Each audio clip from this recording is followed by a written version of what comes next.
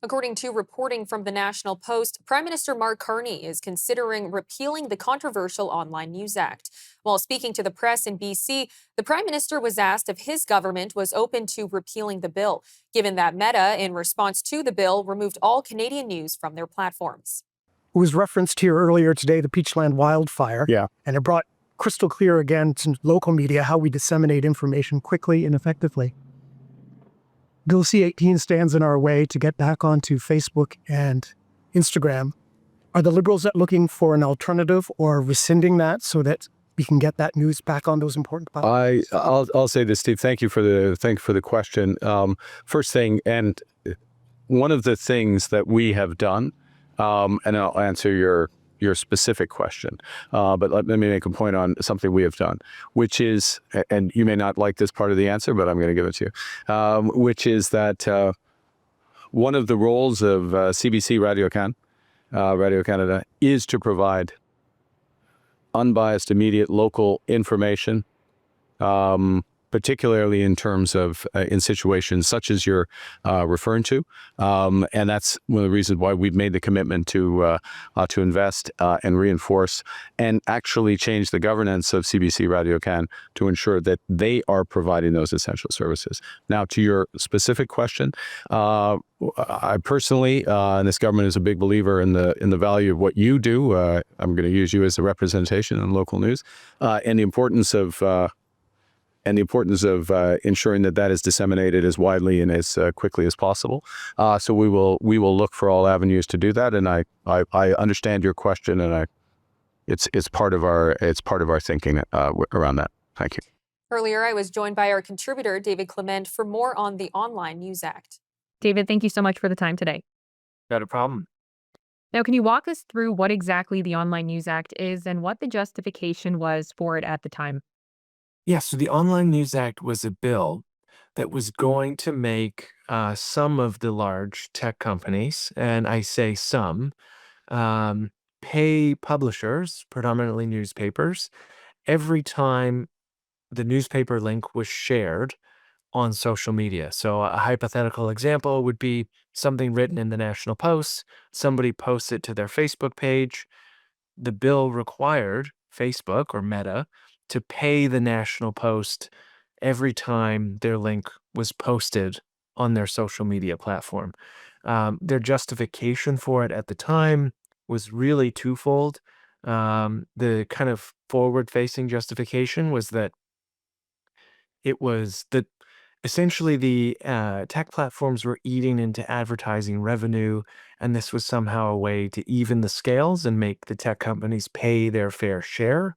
The publishers accused the tech companies of stealing content, and that was kind of their justification for it. And it was all done under the guise of trying to keep journalism and local journalism alive.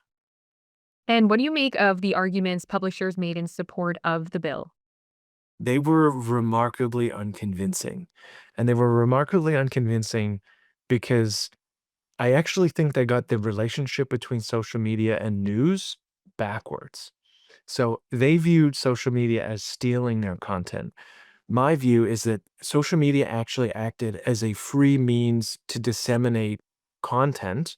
And for publishers, what that means is social media acts as essentially a free billboard where people can click on the news article or opinion piece or whatever it is they've published. And that gives, one, the newspaper free views, right? Views equal ad dollars. And two, it gives them the opportunity to solicit subscriptions because more often than not in today's climate, a lot of journalism is paywalled, which makes sense. You have to pay for good journalism. And so social media acted as a means to actually get articles further and spread them further. And the publishers could use that as an opportunity, one, to generate ad revenue, and two, to solicit subscriptions. And so I actually think the bill got it backwards because in many instances, social media companies were acting as free lead generators for these publishers. And what have been the consequences for Meta pulling news from their platforms? Well, so the consequences are that news is no longer on Facebook and Instagram.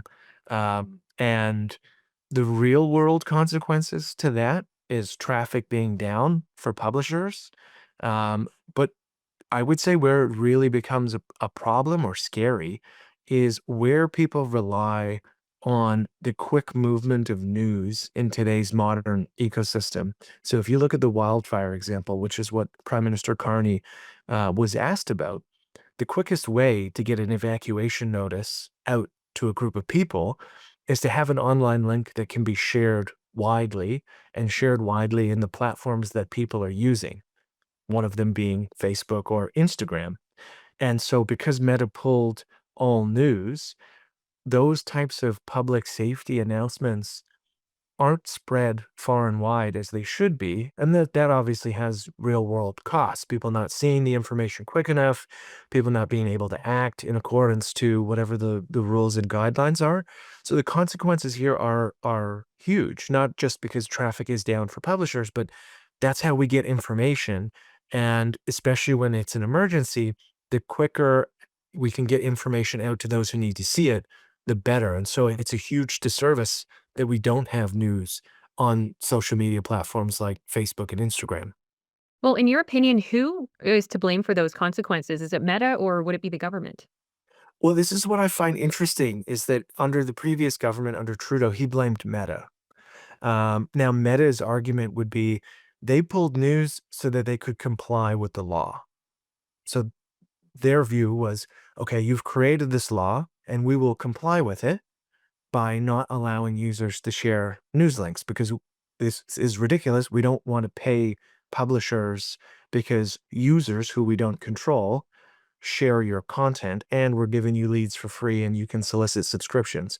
So I actually think that Meta has probably the stronger leg to stand on here because their reaction, as uncomfortable as it is, was just responding to the law so that they could comply with it.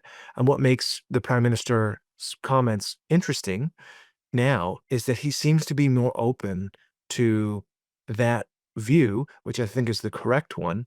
And it would be a huge step forward in terms of all of the trade negotiations, much like the digital services tax, because ultimately this is a law that impacts American tech companies.